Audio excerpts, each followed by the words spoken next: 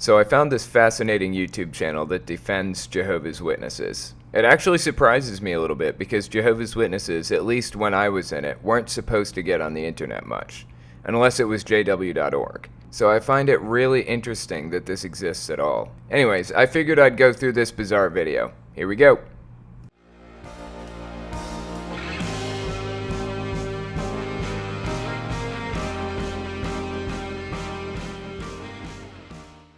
Most Christian religions believe your religion is a theological cult, a non-Christian cult because it denies essential Christian doctrines.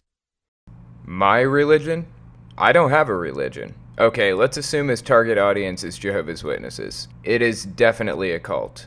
We'll get into the reasons why soon. But a non-Christian cult? No, I think they're Christian. I wouldn't say most Christians think they're non-Christian. I would say they're Christian because they believe in Jesus and follow his teachings. I think that's the definition of Christian. The religion of Jehovah's Witnesses does not concern itself with what most Christian religions think of it. It is not here to please them. It is here to please God. Christendom's religions do not know the difference between essential Christian doctrines and religious poison. The religion of Jehovah's Witnesses absolutely rejects their essential pago-Christian doctrines, poisons. I would say you don't know the difference between Christian doctrines and religious poison. When he says pago-Christian doctrines, I assume he's talking about pagan beliefs and practices mixed into Christian beliefs and practices. I would say pagan practices are the least of our concerns right now. I'm more worried about genuinely poisonous practices like shunning and mind control. I'll take pagan-riddled Christmas over shunning children any day, but we'll get to that. People say your religion is a destructive cult, a dangerous cult. It will take away all my fun and cause me to shun my family. Shunning is real in this religion.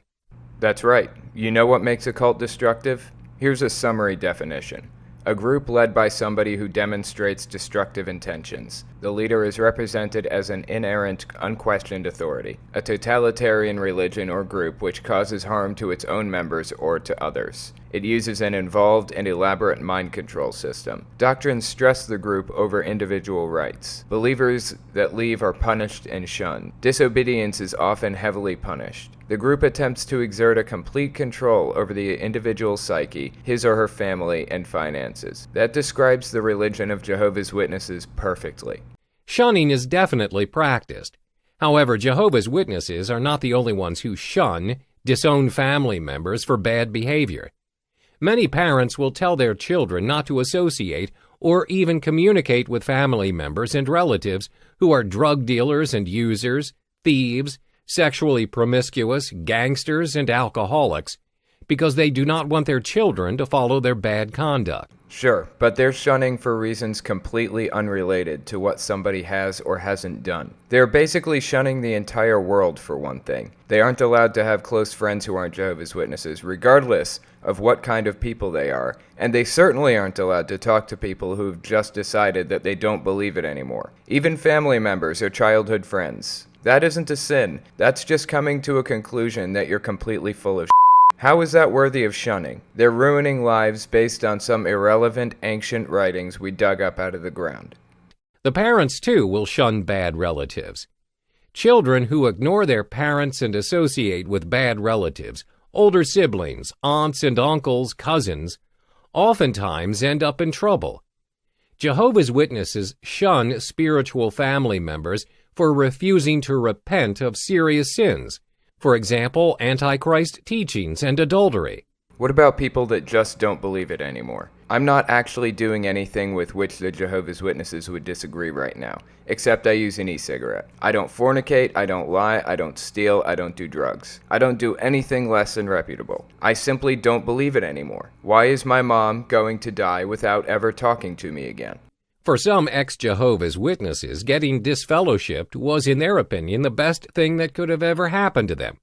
They feel much happier a part of the world lying in the power of their father, Satan. Well, that's an interesting way of putting it. Actually, I feel a lot happier now that I'm not being manipulated and I can actually be a part of normal society. That's really nice. Happy under demonic control, miserable under godly control because they love lawlessness and hate righteousness. The love of God is not in them. Well, maybe God shouldn't have made me that way. Did you ever consider that? I don't love lawlessness. I love freedom from mind control. There is a distinct difference. Secondly, the religion of Jehovah's Witnesses will not take away all your fun, just some of them. In particular, pagan and patriotic holidays and birthdays, because they violate Bible principles or have current false religious significance. That's hilarious. I wish I could have caught that laughter on recording. I'm good. I'll just keep all my fun. I love Christmas. I love Halloween. It's great. I get to be around family who cares about me. I'm not giving that up. After what I've been through, you'll have to kill me first.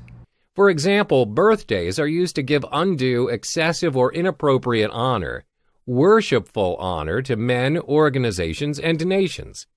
Holidays like Mother's Day honor mothers for giving their children a birthday. Oh, here we go. I just want to point out that this whole holiday thing with Jehovah's Witnesses is really all about mind control. They don't want you to take part in something that the rest of society enjoys. They want you to be separate. It's another cult strategy. Excessive or inappropriate honor? What about celebrations in general? What about anniversaries? They're allowed. You're giving excessive or inappropriate honor to your wedding day. They're just trying to separate you from the rest of society. President's Day honors George Washington on his birthday. Independence Day honors a country on its birthday. Faithful witnesses honor God not only with their lips but also with their hearts. Thus they delight in fun that does not displease God. And who decides what displeases God? There were birthday celebrations in the Bible. What's wrong with birthdays of various kinds? Some say your religion is a cult because of the high control it has over its members. It fits the cult bite model: behavior control, information control, thought control, emotional control.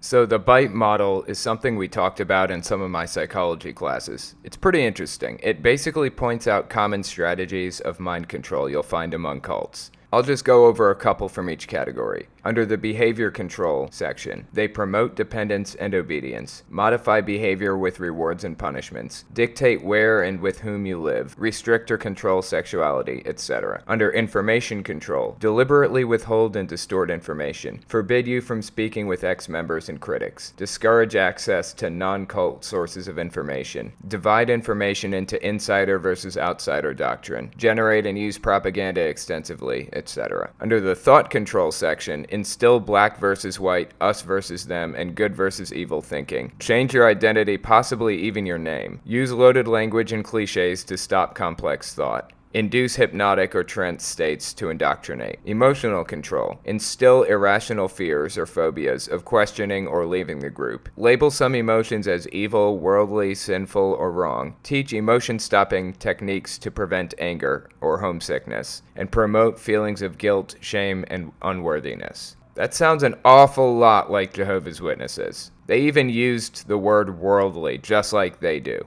Institutions whose job it is to mold individuals into law-abiding citizens, good people will be high control, morally strict. It takes a village to raise a child. Thus, home, school, work, and religion would fit the so-called cult bite model. If you do not follow their rules and regulations, which are there for your benefit and theirs, you will either be suspended or expelled from the group. The true religion is morally strict because it represents a holy, clean God. Its degree of moral strictness correlates with its degree of righteousness. The righteousness, moral strictness of the true religion surpasses that of false religions. Well, let's compare some of that, shall we? Do your teachers or school promote dependence and obedience? Dictate where and with whom you live? Require you to seek permission of the school for major decisions? What about information control? Do they deliberately withhold and distort information? Forbid you from speaking with ex-school members or critics? Discourage access to non-school sources of information? Gaslight to make you doubt your own memory?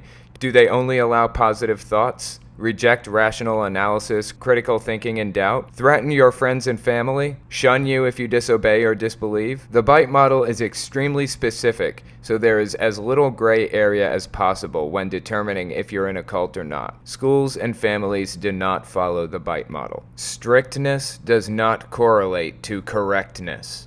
When ex-Jehovah's Witnesses refer to their former religion as a mind-control cult, one of two things is happening.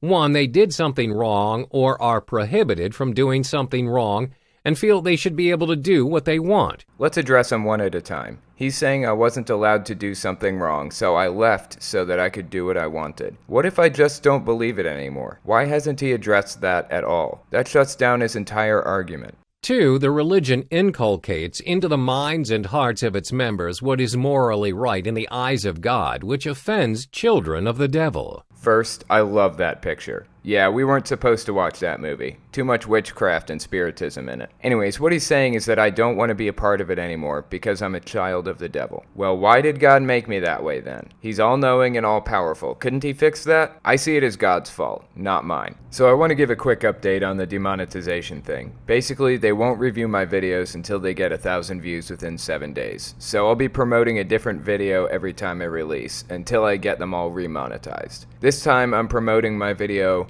Why Shouldn't You Join Jehovah's Witnesses? Misinterpreted Doctrine. Link is in the description. Check that out for me. Thanks for watching, guys.